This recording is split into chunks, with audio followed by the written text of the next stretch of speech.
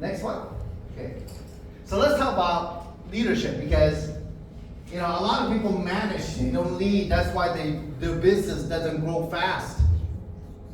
In this business, one thing is about duplication. Can somebody do what you do? But the worst thing is if you do wrong, they do wrong. We have many sayings, It's like, we can say it's like the blind leading the blind. Another saying is the wounded leading the wounded. Ouch. So one of the things that people don't like about this industry is because they happen to join somebody who don't know anything.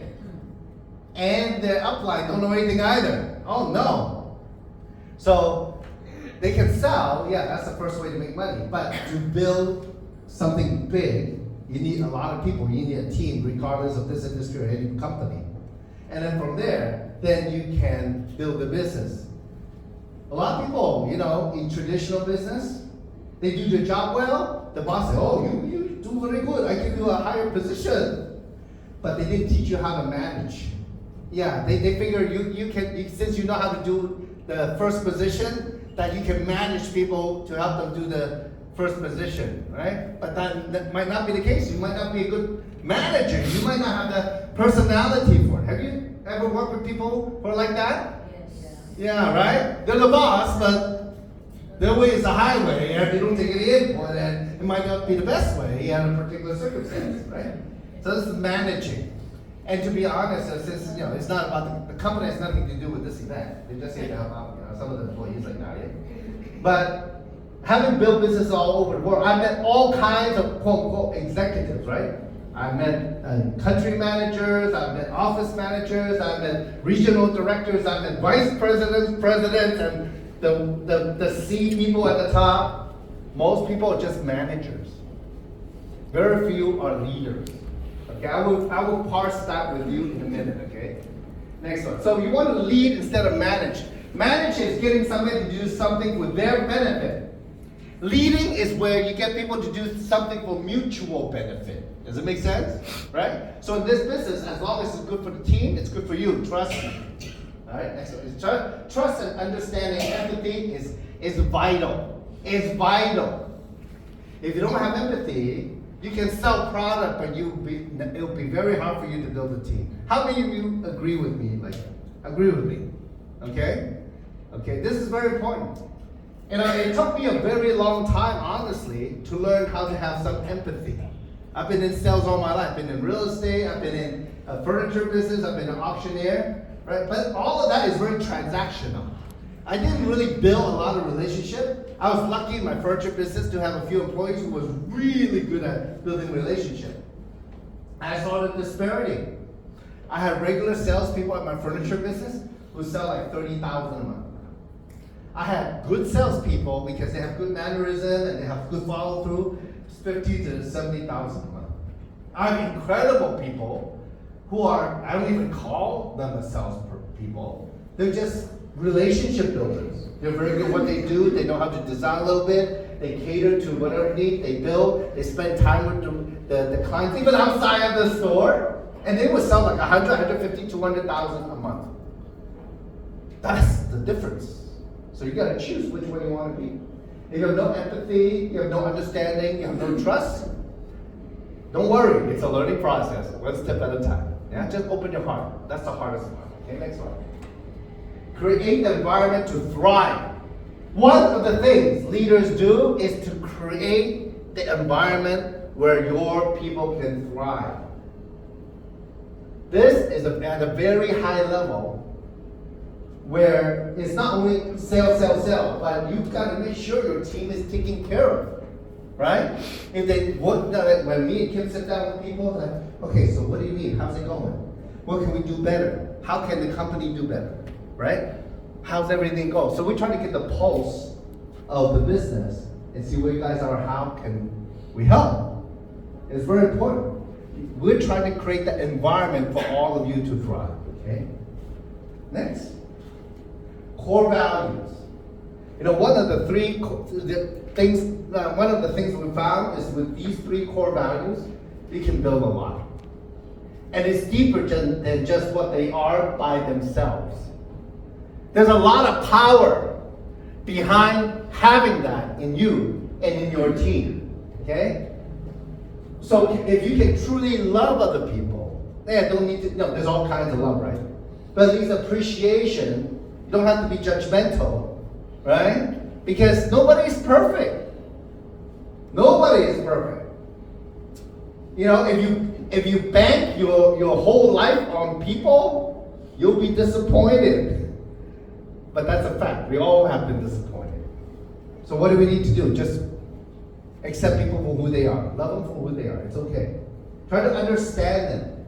That conversation, the communication, the empathy, that compassion, that is part of love. And you know what the most important thing? You cannot have love without the other word, forgiveness. If you don't have forgiveness, you really never love that person. Yikes! That's a very severe statement. Okay? So that is a hard place to shoot for.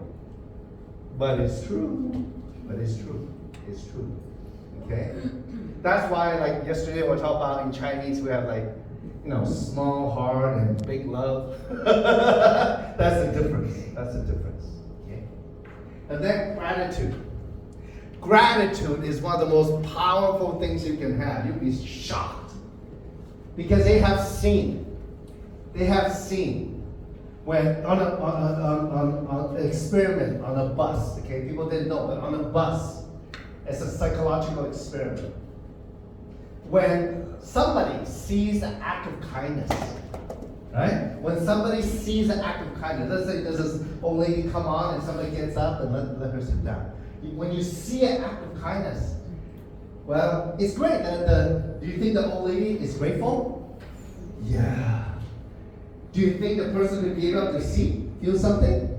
Yes. But the same chemicals that happens when you have gratitude in your brain, when you see it happen to other people, you also make it yourself. And you also make the same neurological connections in your brain. You're also experiencing that gratitude at that moment.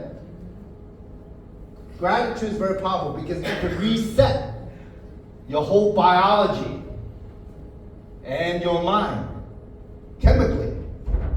Okay, to tell you the truth, we all live in the past. We all travel through time. Did you know that? I want to point this thing out, just so you're aware. We all have time machines in here. Do you know that? Do you believe you can travel through time? Okay? Your bodies travel through time. Physically. Do you know that? Do you know that? Okay. Do you know that? I don't know. And you're like, how, right? How do you travel through time? Your physical body travels through time by this. Let's say something happened to you in the past. And you had that feeling, your anger, your happiness, your whatever feeling that it was, your sadness, something big that happens to you that was significant. And because of that thing, at that time it happened, you have certain chemistry that goes through your body. And you have a physiological response to what happened.